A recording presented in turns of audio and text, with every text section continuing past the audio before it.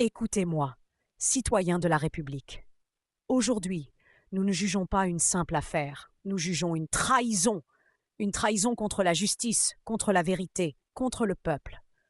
Au cœur de cette affaire, un scandale éclate. La tentative de falsifier la vérité dans l'affaire des financements libyens de Nicolas Sarkozy. Des millions d'euros volés au peuple libyen par le régime de Kadhafi auraient servi à acheter une élection française en 2007. Et quand la justice s'est approchée de la vérité, on a voulu la faire taire. Écoutez-moi, car les faits que je vais vous exposer sont une preuve accablante de la culpabilité de ceux qui se croient au-dessus des lois.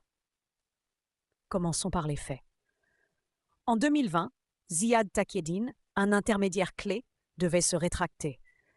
Cet homme avait révélé que 5 millions d'euros en cash venant de Kadhafi avaient été livrés à Nicolas Sarkozy et son entourage pour financer sa campagne de 2007. Mais soudain, Takieddine change d'histoire.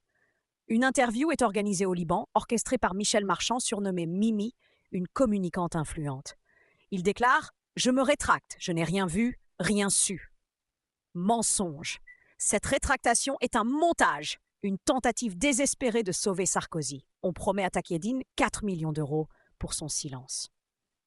Qui est derrière ce plan?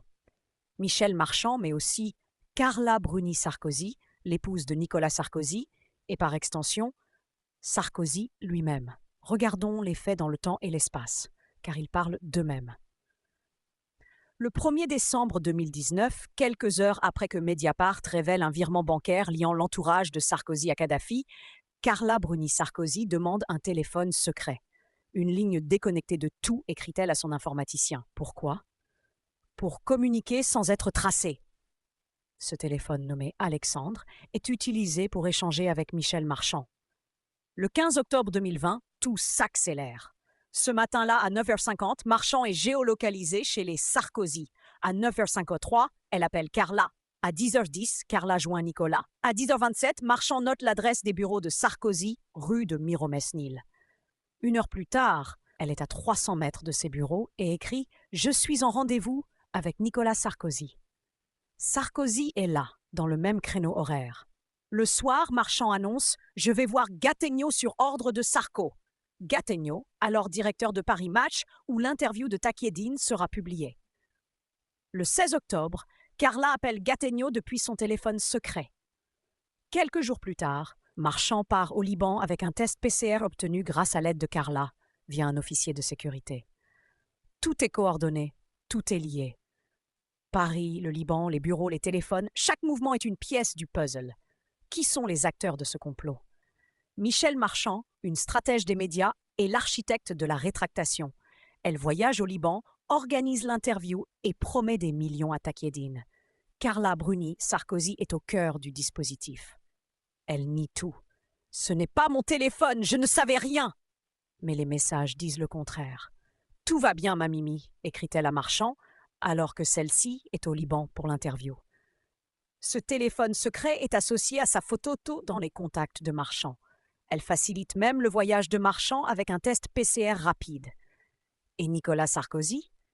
Il prétend ne rien savoir, mais il rencontre Marchand, dédicace des livres à Noël Dubus, l'organisateur de la rétractation, en écrivant « Merci pour tout, votre ami ». Dubus, un escroc notoire, promet 4 millions à Takieddine. Sarkozy est au courant, il coordonne, il approuve.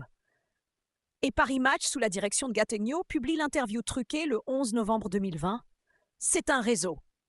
Un réseau qui relie les bas, Sarkozy, Marchand, Dubus et les médias, pour tromper la justice. Et ce réseau ne s'arrête pas là. Le 29 juillet 2021, Michel Marchand sort de prison où elle était détenue pour subornation de témoins et association de malfaiteurs dans cette même affaire des financements libyens. À peine libérée, elle reçoit un appel qui révèle l'ampleur de la collusion. Qui est au bout du fil? Brigitte Macron, première dame de France.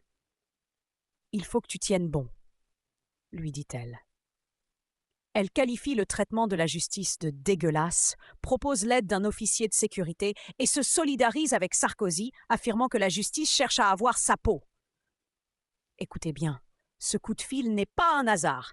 Il révèle la profondeur de la collusion. Brigitte Macron, Michel Marchand et même Emmanuel Macron, par son silence, participe à ce système, marchant au centre des deux affaires et protégée par les Macron, tout comme elle l'a été par les Sarkozy. Les dates parlent. L'opération de rétractation en 2020, le coup de fil en 2021 et les mises en examen en 2023 et 2024. Tout s'enchaîne, tout se tient. Raisonnons froidement par A plus B. Premièrement, Michel Marchand orchestre une fausse rétractation pour sauver Sarkozy. Elle est géolocalisée chez les Sarkozy et dans leur bureau. Elle échange avec Carla via un téléphone secret et elle agit sur ordre de Sarko. C'est un fait. Deuxièmement, Carla Bruni-Sarkozy joue un rôle actif. Elle utilise une ligne secrète pour communiquer avec Marchand, facilite son voyage et contacte Gattegno. Elle ment en niant tout, mais les preuves techniques sont accablantes. C'est une complicité. Troisièmement, Nicolas Sarkozy est au centre. Il rencontre Marchand, remercie Dubus et laisse faire. Sa présence au moment clé et ses liens avec tous les acteurs prouvent qu'il savait et approuvait. C'est une coordination. Quatrièmement, Emmanuel Macron entre dans la danse. Le coup de fil de Brigitte soutient Marchand dans cette même affaire et Emmanuel, par son inaction, laisse prospérer ce système. C'est une protection. Ajoutons tout cela. C'est une association de malfaiteurs. Les articles 434-15 et 434-8 du Code pénal sur la subornation de témoins et l'escroquerie au jugement s'appliquent. Leur culpabilité est indéniable. Mesdames et messieurs, je m'indigne. Je m'indigne qu'on manipule des témoins pour sauver les corrompus. Je m'indigne qu'on mente à la justice pour protéger les puissants. Je m'indigne qu'un ancien président, sa femme, une première dame et leurs complices bafouent la République. Mais je crois en vous. Je crois en la justice, en sa capacité à briser ces chaînes. Exiger la vérité. Exiger des comptes. Car si nous laissons ces ombres prospérer, c'est la République qui s'effondre. Pour la justice, pour la vérité, pour la France, ne détournez pas le regard. Je vous remercie.